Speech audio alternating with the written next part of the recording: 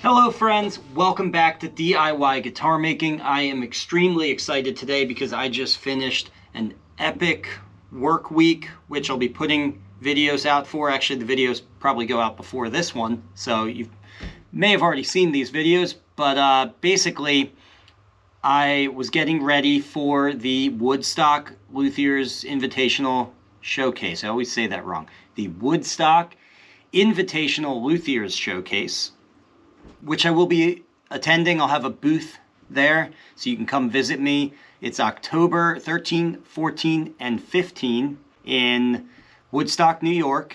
I'll be there the whole weekend. Come check it out. So if you don't know what the Woodstock Invitational Luthiers Showcase is, it is a showcase, an exhibition for, some really great builders are going to be out there. Michihiro Matsuda, Jason Kostel, Isaac Zhang. I believe all of them will be there, among many others. It really is the best guitar show. It's always really, for a while now, been the best guitar show, at least on the East Coast of the United States, if not in the world.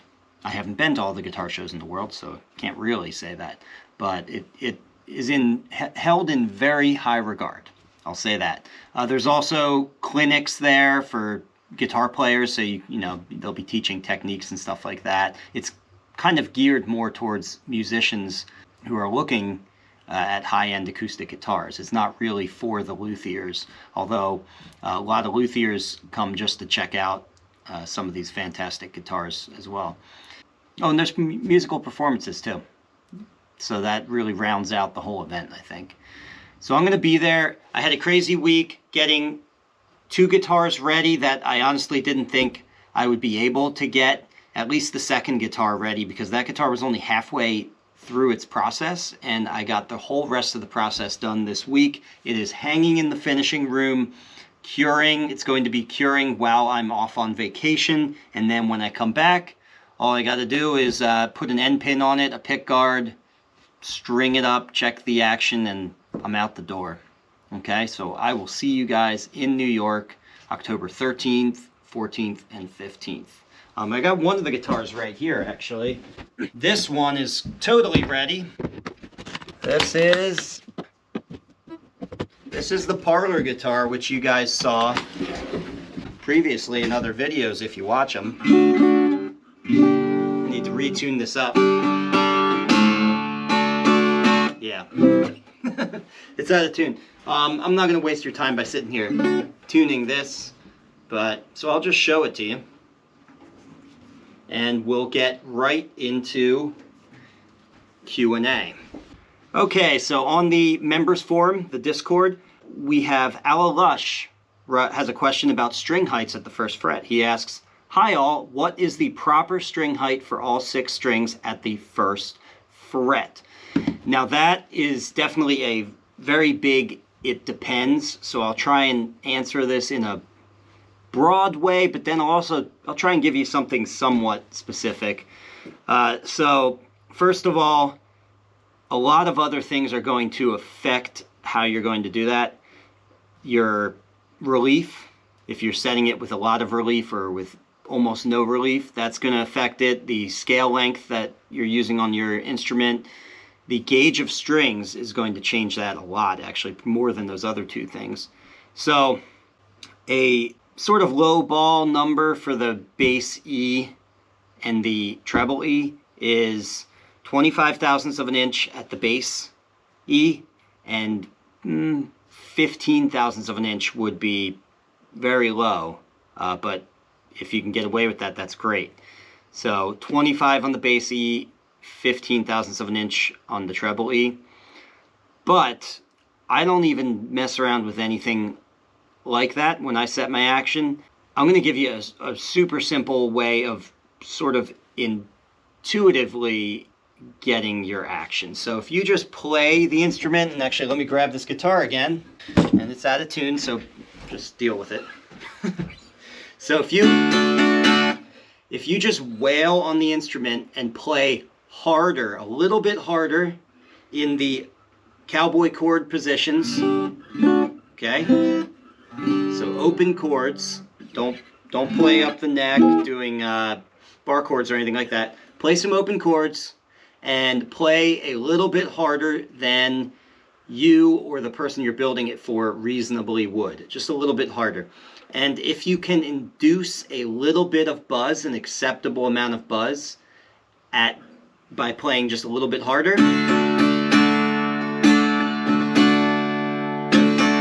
hear how occasionally when I hit it real hard, I can get you hear a little bit of a twang, which is the string slapping against the fret. There we go. Now I'm playing really hard to get that. Way harder than I ever reasonably would. And so what that tells me is if I pull the nut out and lower it just slightly, then that buzz that I'm hearing when I play unreasonably hard is going to migrate to the level of heavy attack that I would actually reasonably be playing. And that might still be acceptable to me. Some people just accept a little bit of buzz at their most aggressive playing. I'd say most people actually accept a little bit of buzz at their most aggressive playing.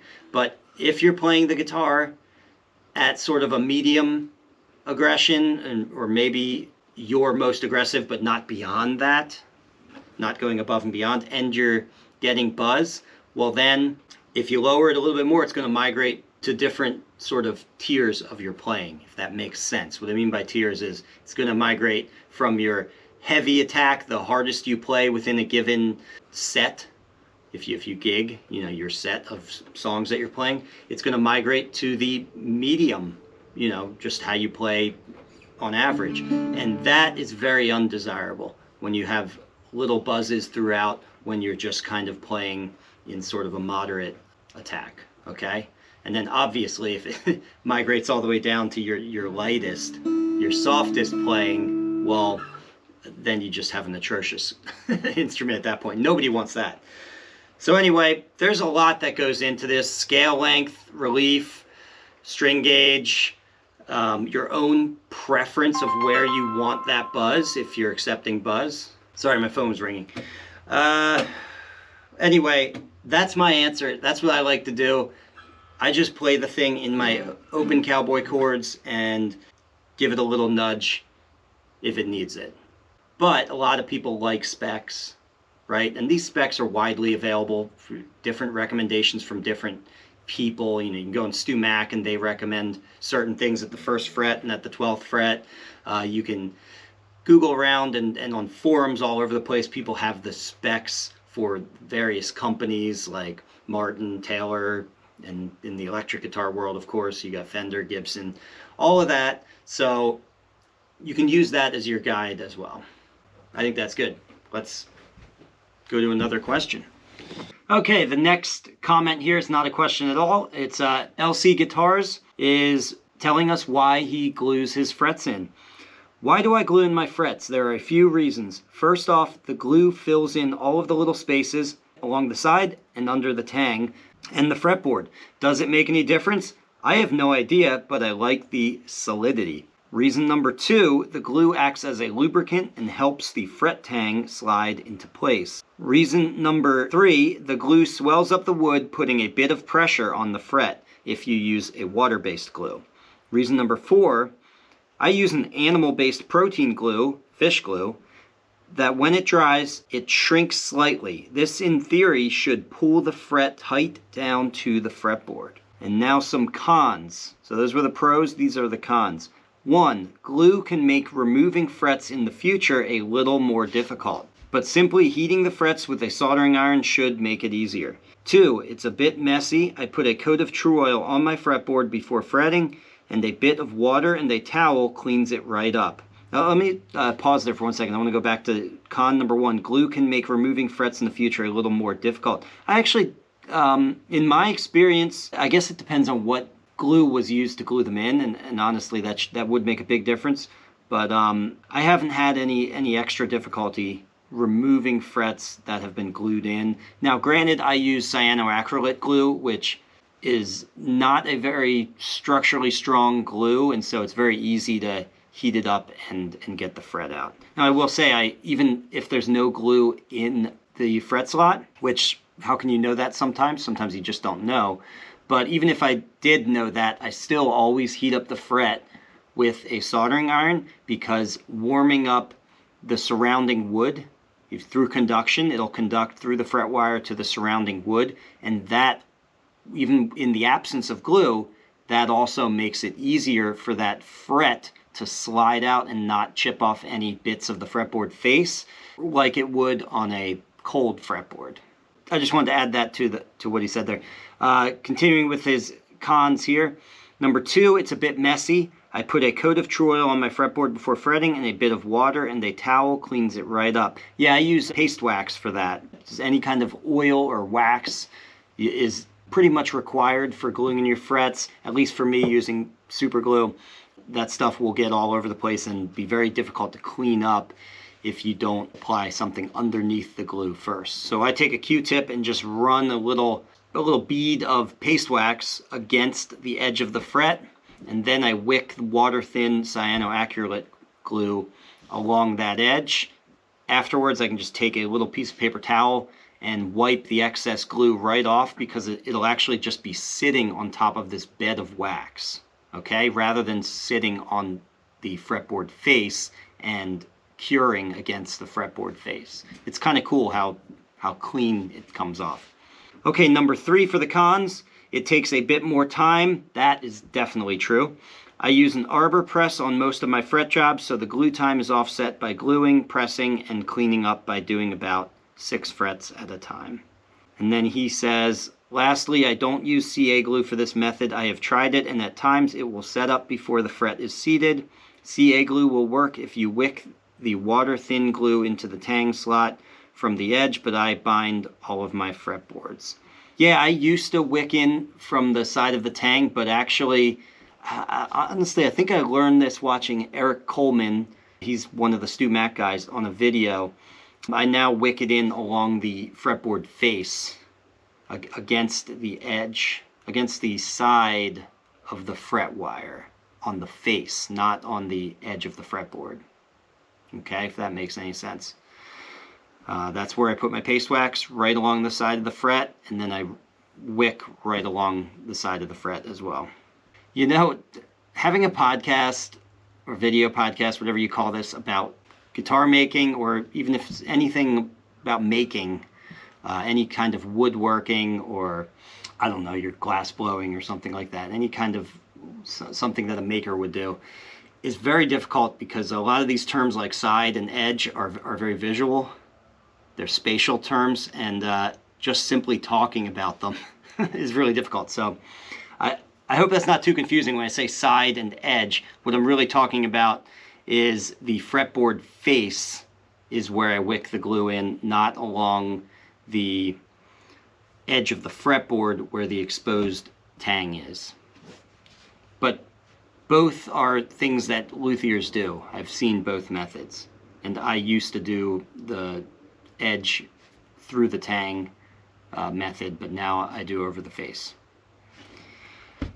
Anyway, let's go to another question. Let's see what we got. Okay, another comment. Doc Joe writes, I built a jig similar to what Eric used in his video series to hold the neck at the fretboard. By video series, he's talking about the online course, Building an OM Acoustic, at ericschaferguitars.com. Continuing with what he says, built a jig similar to what Eric used in his video series to hold the neck at the fretboard and at the headstock. Not sure if this was mentioned in the OM course, but when it came time to make this jig, the ready-made pieces for this was to use 2 offcuts from making the side molds very early in the process.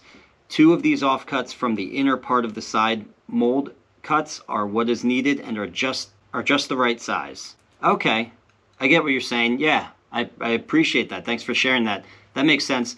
No, I didn't mention that in the video, and I didn't do that either when I made these.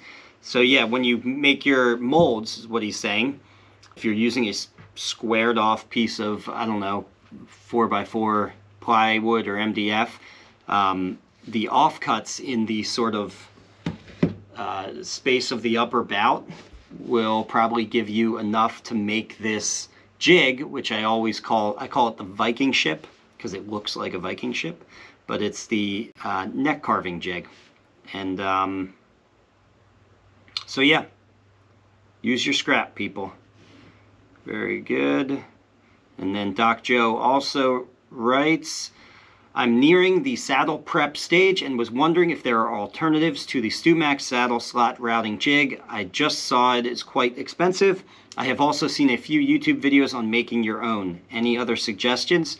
Yeah, making your own, actually. I know that you just said that, but I did not make my own, I should say before I say this.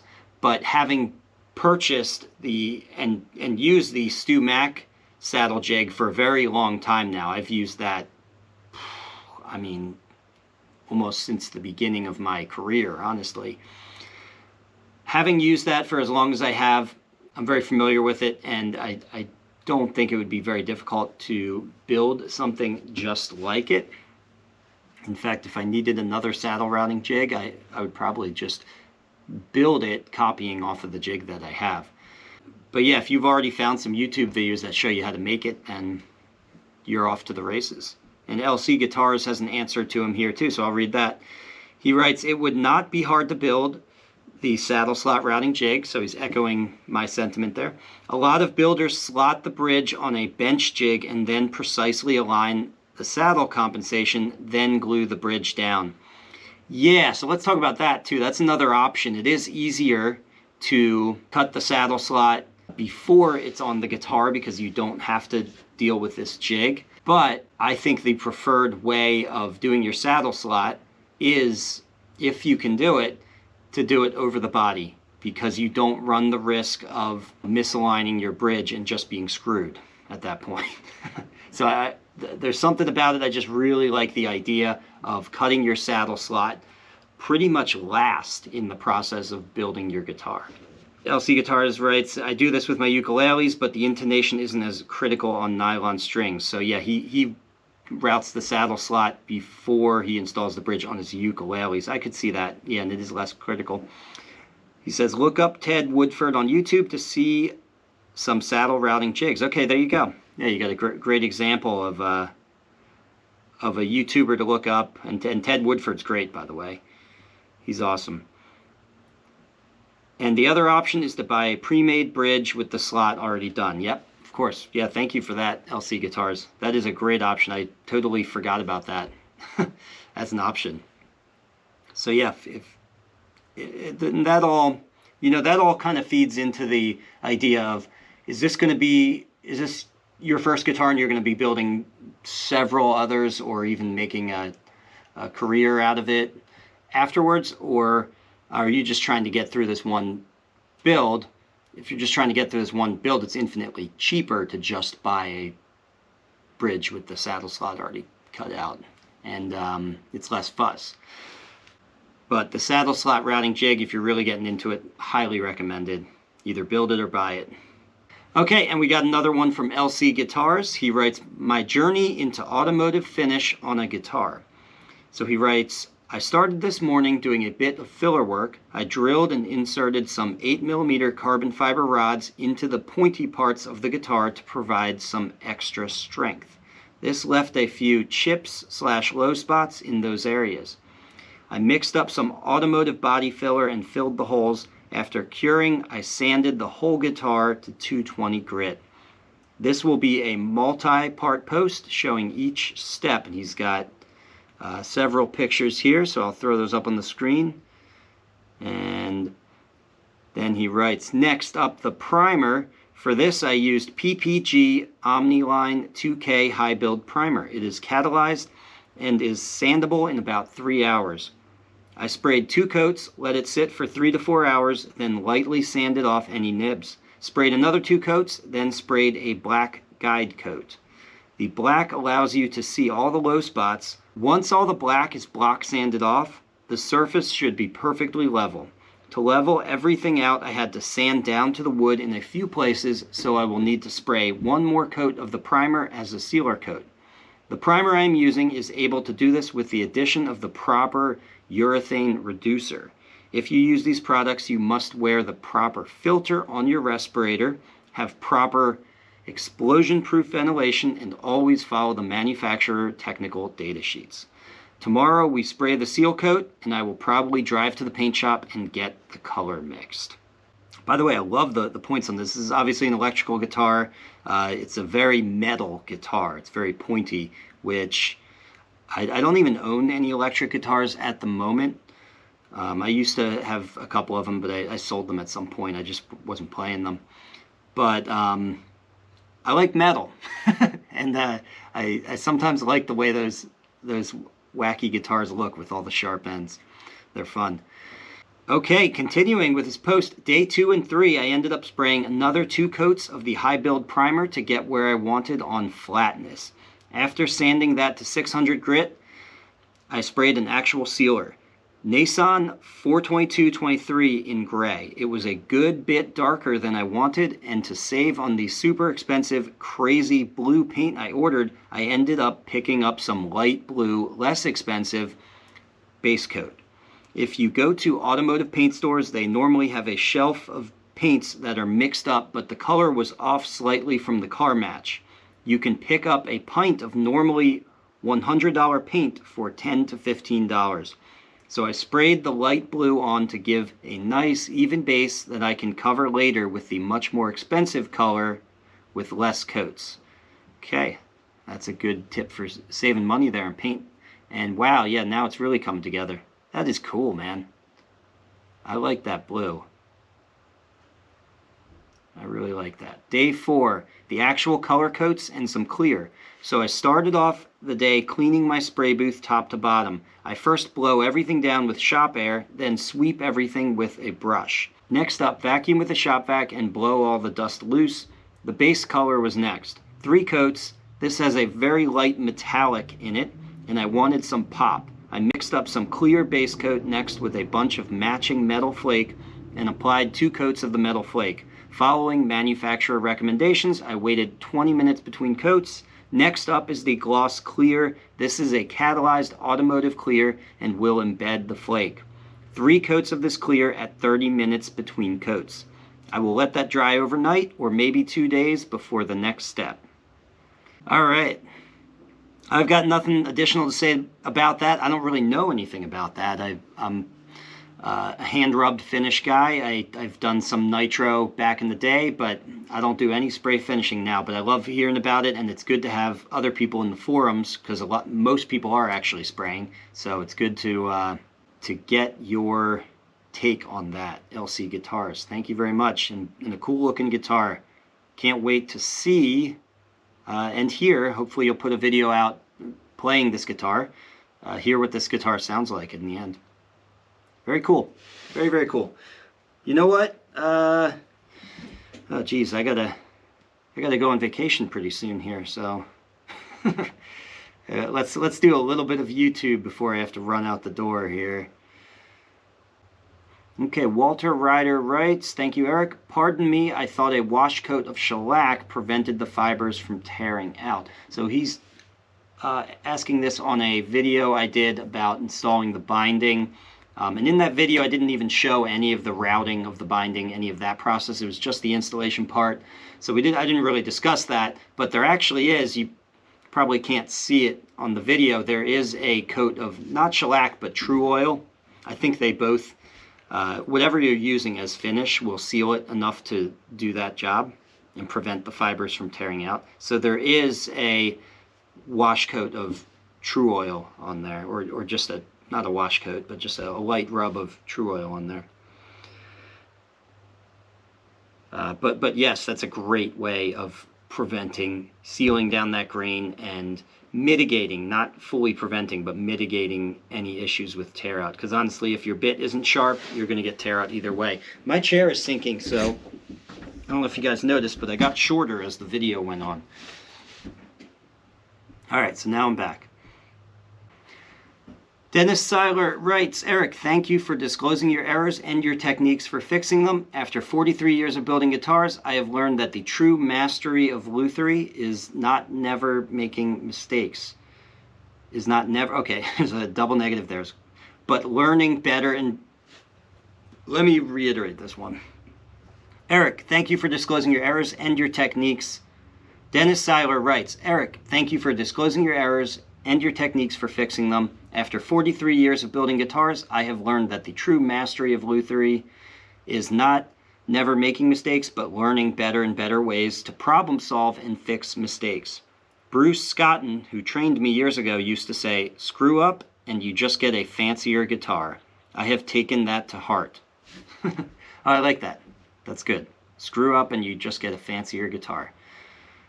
Yeah, it's, we make mistakes. You'll always make mistakes. You definitely, a lot of what you learn is how to not make the mistake again. So your mistakes get a little bit more granular as time goes on. In the beginning, you're just shredding and butchering things, and there's huge gaps everywhere, and you have to fill them. So everything gets a little bit more granular. That's a really big part of it. So your mistakes are smaller, less obvious, and easier to obscure. And then it really is just the art of learning how to obscure. It's kind of like a magician's trick, making your mistakes usually not disappear completely, but get obscured with everything else that's going on with the guitar. So that's just my little 2 cents on that. All right, Rick Deavy writes, in relation to a video where we were talking about smelly woods, like what is the stinkiest woods out there that you guys have dealt with? He writes, a smelly wood when cut is elm. That's why they call it piss elm. It smells like old cat piss. Of course, you never hear of it used much in lutherie or cabinet making, do you? All right, piss elm. I think that's a great note to end on. Piss elm. So, it smells like old cat piss. I'm gonna get out of here now, and I'm going on vacation. When I come back, I'll be at the Woodstock show October 13th, 14th, 15th. Hopefully I'll see some of you guys there. I put a post in the members forum so that maybe we could organize some kind of meetup, and I sent this message out to my email list as well. And I'll let you guys know as well. If you guys will be coming to the show, reach out to me, and let's see if we can organize some kind of meetup either, well, I guess after the show, because I'll be at my booth the whole time during the show. But come visit me at the booth, and maybe we'll go out in the town afterwards, the town of Woodstock. All right, that's all, guys. Have a good one. Bye for now. If you learned something here, please give this video a like and subscribe so you can be notified when I release a new DIY guitar making video. And if you want to really learn more, take one of my structured online courses at ericschaferguitars.com or register for a hands-on guitar building workshop here with me in Burnville, Pennsylvania.